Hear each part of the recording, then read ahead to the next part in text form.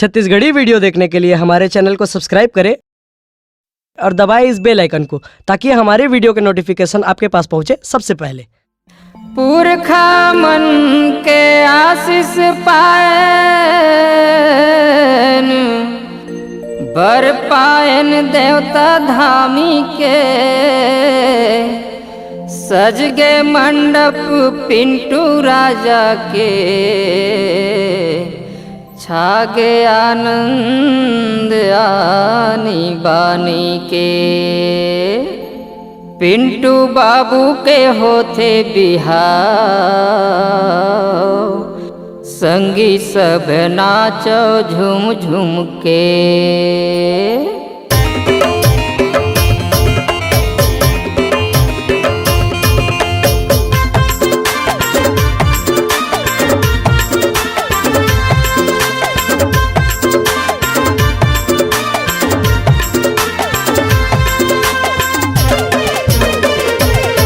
पिंटू बाबू के होते बिहाव, पिंटू बाबू के होते बिहाव संगी सब नाचो झूम झूम के।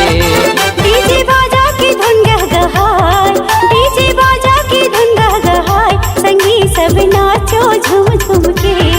डीजे बाजा के डीजे बाजा के डीजे बाजा के धुन गहगहाय संगी सब नाचो झूम झूम के। जमो आनंद मंगल आगे,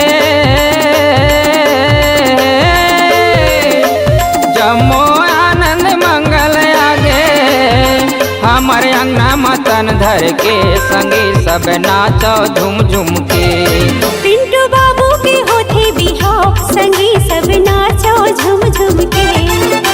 झूम झूम के झूम झूम के झूम झूम के झूम झूम के झूम झूम के झूम झूम के झूम झूम के झूम झूम के झूम झूम के झूम झूम के झूम झूम के झूम झूम के।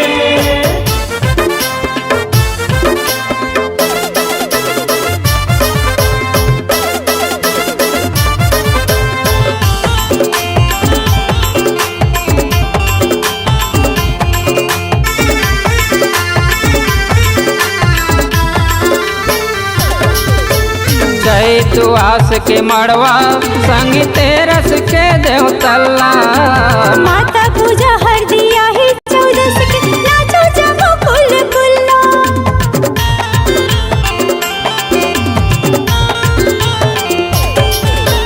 जय तू आस के मड़वा संग तेरस के देवतल्ला माता पूजा हर दिया ही 14 के नाचो जमो कुल कुल्ला। जय पुण्य के बरात जाबो,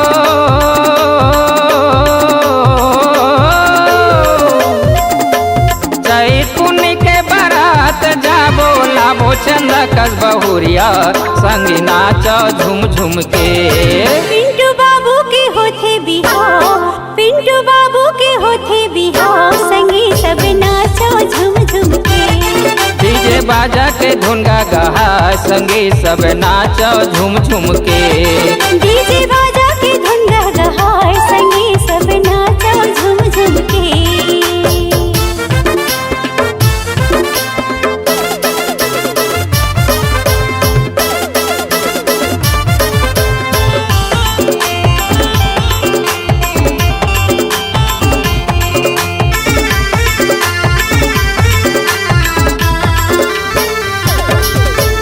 राम रूप माँ दुल्हा बन के पिंटू राजा सजही, सीता रूप माँ दुल्हन बन के मनीता रानी संवरही।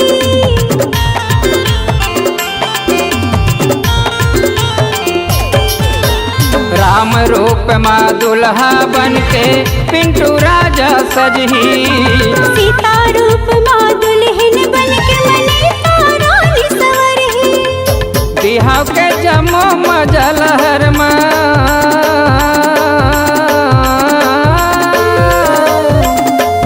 बिहाव के जमो मजलहर माँ लखन के जीवन तरगे संगी नाचो झूम झूम के। पिंटू बाबू के होते बिहाव, पिंटू बाबू के होते बिहाव संगी सब नाचो झूम झूम के। डीजे बाजा के धुन गहगहाय संगी सब नाचो झूम झूम के। डीजे बाजा की धुन गहगहाय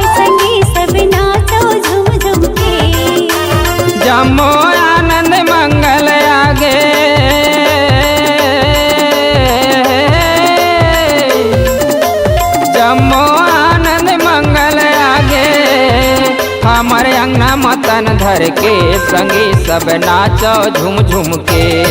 पिंटू बाबू के होते बिहाव संगी सब नाचो झूम झूम के। डीजे बाजा के धुन गहा संगी सब नाचो झूम झूम के। झूम झूम के झूम झूम के झूम झूम के झूम झूम के झूम झूम के झूम झूम के झूम झूम के झूम झूम के झूम झूम के झूम झूम के झूम झूम के झूम झूम के। पिंटू बाबू के होते बिहाव संगी सब नाचो झूम झूम के। डीजे बाजा की धुन गहाय संगी सब नाचो झूम झूम के। संगी सब नाचो झूम झूम के। संगी सब नाचो झूम झूम के। ला ला ला ला ला ला ला ला।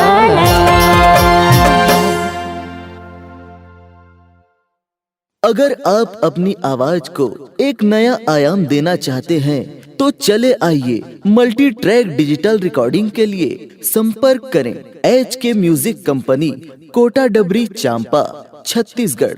मोबाइल नंबर है 9329238487 और 8085380339।